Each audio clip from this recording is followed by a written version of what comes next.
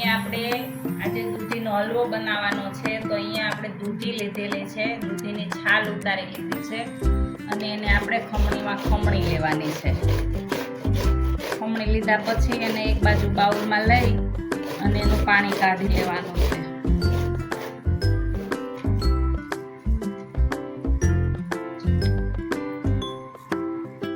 તો આપણે અહીંયા બધી દૂધી ખમણીને લઈ લીધી છે.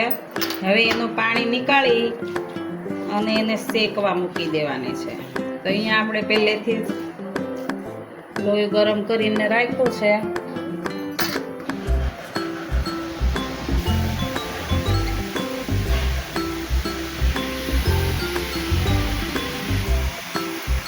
જો આપણે એમાંથી પાણી કાઢી લીધું છે. કેવું પાણી નીકળ્યું છે. હવે આપણે એને ધીમા શેકી એના માટે આપણે 1 વાટકો ઘી લીધું છે, 1 વાટકો ખાંડ લીધી છે, કાજુ બદામ લીધેલા છે અને 1 લીટર દૂધ લીધેલું છે.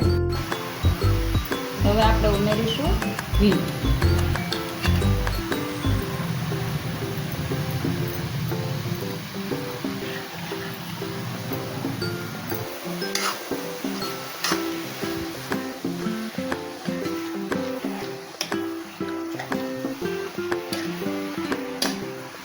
ઘી નાખી અને એકદમ ધીમા તાપે ચડવા દેવાનું છે. ધીમા તાપે ચડે ને તો દૂધી એકદમ મસ્ત થઈ જાય છે ચડીને.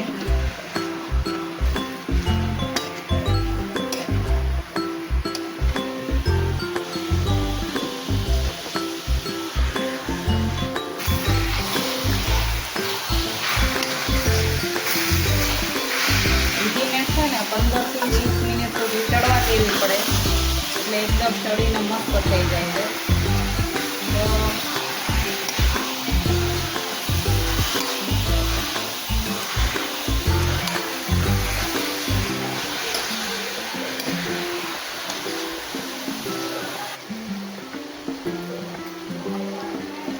હવે આપણો હલવો છે ને ઘીમાં શેકાઈ ગયો છે અને હવે આપણે એમાં ખાંડ ઉમેરીશું. ટેસ્ટ પ્રમાણે ઉમેરવાની છે. કોઈને વધારે સ્વીટ ભાવતું હોય તો વધારે ઉમેરી શકે. મેં અહીંયા 1 બાઉલ લીધેલું છે તો એને બરાબર મિક્સ કરી લેવાની છે.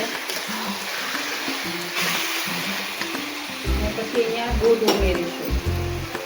અમે છે ને દૂધમાં હલવો બનાવીએ છીએ.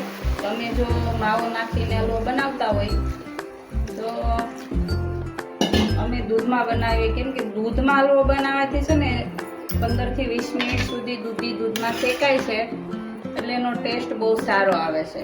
તો તમે શેમાં બનાવો છો? માવો નાખીને બનાવો છો કે દૂધ નાખીને? કમેન્ટ જરૂર કરજો.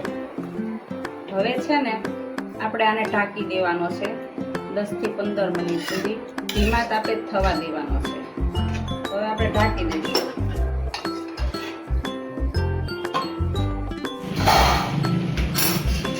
આપણે દૂધ નાખી અને ઢાંકી દીધો તો જો આપણું ઘી છૂટું પડી ગયું છે.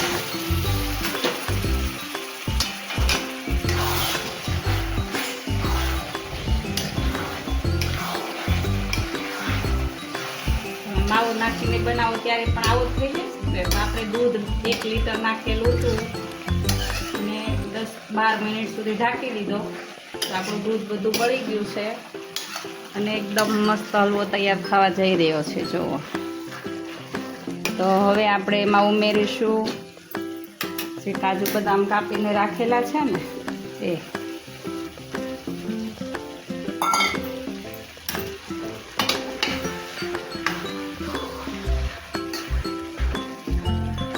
જો તમને આમાં એલચી પાવડર પછી જાયફળ પાવડર ભાવતો હોય ને તો તમે નાખી શકો.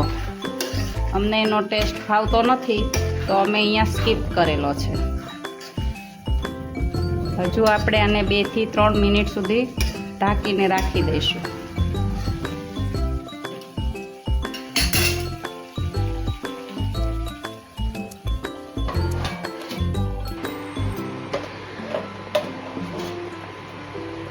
તૈયાર છે આપણો દૂધીનો હલવો.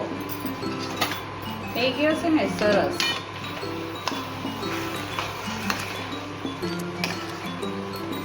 જો તમને ખાવાનું મન થતું હોય તો કમેન્ટ કરજો. હું પાર્સલ કરી આપીશ.